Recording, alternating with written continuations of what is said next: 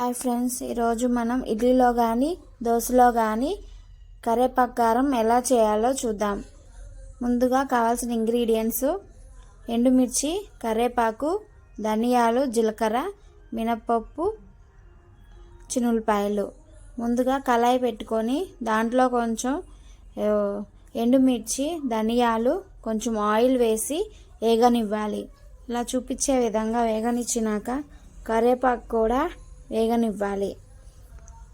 తర్వాత మిక్సీ జార్లోకి వేగించిన ఎండుమిర్చి వేసుకొని మిక్సీ పట్టుకోవాలి. దాంట్లో కొంచెం సాల్ట్ వేసి, కల్లుప్పు ఉంటే కల్లుప్పు, కొంచెం చింతపండు ఇలా మిక్సీ పట్టుకున్నాక దాంట్లో కొంచెం వేగించుకున్న కరివేపాకు వేసి మిక్సీ పట్టుకోవాలి. తర్వాత వెల్లుల్లి వేసి,